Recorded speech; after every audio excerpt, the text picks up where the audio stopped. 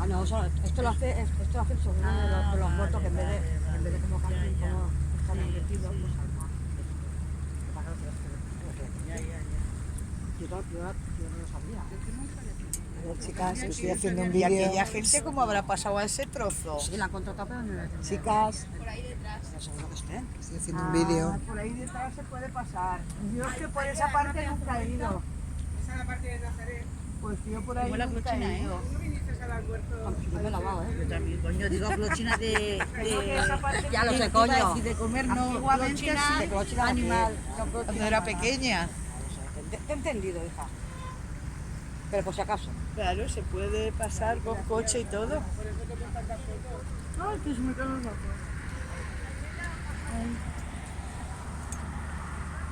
Vale, mira, que se cae el móvil, las gafas y adiós, madre. Pues sí, es adiós, madre.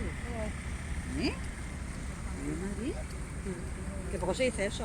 Yo qué sé. Por ejemplo, se caen las gafas y adiós, madre. Ah, Dios mío. Que poco se dice en Madrid. Madre mía, hace calor.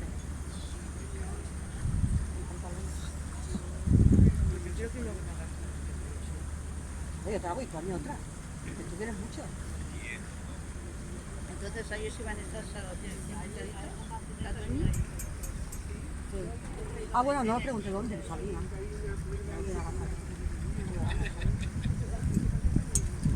Ya que estaba sola acá.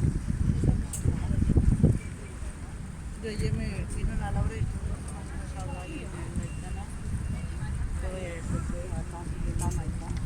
Sí, donde hicimos lo de mi hermana. ¿El de mi hermana? Ah, ay, Aitana, sí, ya, sí. Sí, pero nunca me acuerdo de ¿Este qué es el barco que se hace en los grupos que vienen a pasar el día? Sí, ¿no? Pero que sí, despedida soltero y eso también, ¿no? Ah, ¿es este barco? Los dos.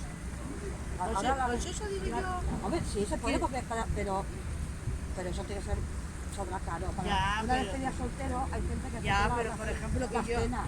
Pero yo ahora, por ejemplo, que digo, pues mira, ya mi cumpleaños quiero pues irme... Hombre, sí, con más gente, claro, pues sí, claro, se puede contratar.